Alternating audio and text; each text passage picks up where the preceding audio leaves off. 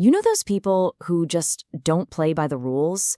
The ones whose charm is kind of confusing, a little unconventional, but you just can't look away. Well, today we're diving deep into one very specific, very powerful type of seducer, the dandy. So here's how we're going to break it down. First, we'll look at the magnetic pull of androgyny. Then, we'll get into the dandy's secret weapon, ambiguity. And finally, we'll talk about the dangerous side of it all, the dandy's double edge. All right, let's jump right in with the first piece of the puzzle, androgyny. What is it about people who so effortlessly blend masculine and feminine traits that we find so completely captivating? I mean, it's a great question to start with, isn't it?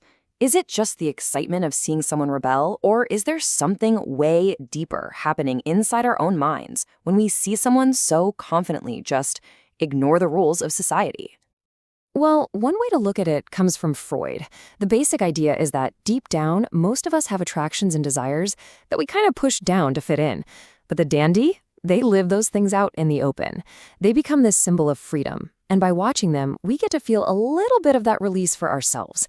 And that is seriously irresistible.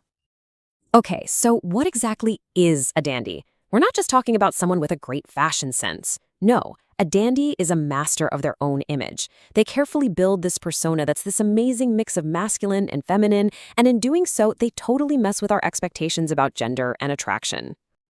And this idea pops up everywhere. You've got women who owned masculine styles, like the incredible Josephine Baker and Marlene Dietrich. And then you have men who embrace their feminine side, like the movie star Rudolph Valentino, or, of course, rock gods like Elvis Presley and Mick Jagger. They all tapped into this blend of gender to become absolute icons.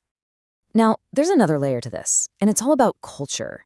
For hundreds of years in the West, feminine beauty has been put on a pedestal.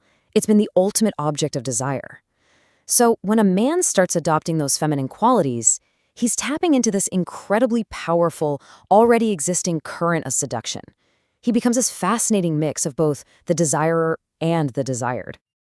And all of this leads us right to our next point, which is really the core of it all. This is the dandy's secret weapon. It's not just about blending genders, it's about what that blending creates, ambiguity. Think about it like this. You have a figure like John Wayne. He's direct, clear, you know exactly what you're getting. Classic masculinity. And then you have someone like the actor Montgomery Clift. Wayne's power is obvious, but Clift's, his is seductive because you don't know what you're getting. It's the strange, alluring mix that makes you lean in and just wonder, who is this person? And boom, there it is. That's the secret sauce. The power of the dandy comes from the fact that you can't quite pin them down. They absolutely refuse to be put in a box, and that very refusal is what makes them so powerful. I mean, let's face it, we live in a world where everyone's trying to fit into these neat little categories. So when someone comes along who is completely unreadable, they become like a blank screen. People can't help but project their own hidden fantasies and dreams onto them. You become a magnet for fascination, all because you're a mystery. So how do they pull this off? Well, it's all about embodying contradictions. They're both masculine and feminine. They can be rude, but also incredibly charming. Subtle one minute, outrageous the next. This constant dance between opposites guarantees they're never, ever a dime a dozen. They're one of a kind, and that makes them valuable. And if you need a perfect symbol for this, just think of an orchid. It's not like other flowers, right? It's delicate, it's strange, it's highly cultivated, and its entire value comes from the fact that it's so incredibly rare. That's the dandy. But, and this is a big but, playing with social norms like this, having this kind of power, it doesn't come for free. There are some serious risks involved. Let's get into the dark side of being a dandy. See, the very thing that makes the dandies so alluring is also their greatest weakness. When you challenge people's most basic ideas about gender, you stir up some really deep-seated anxiety.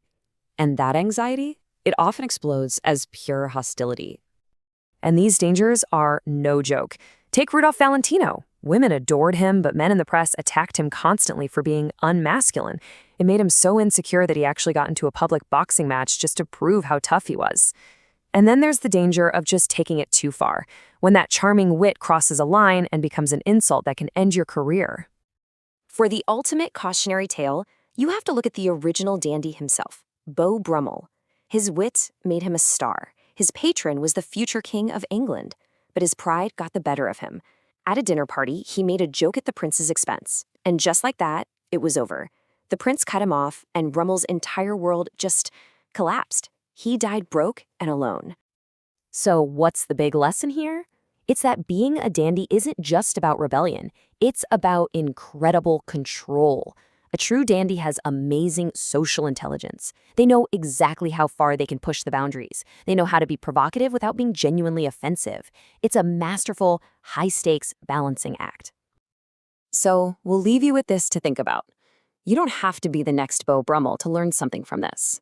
In a world that is always trying to put you in a box, what kind of power could you find by embracing just a little bit of that strategic ambiguity? What could happen if you dared to be unreadable?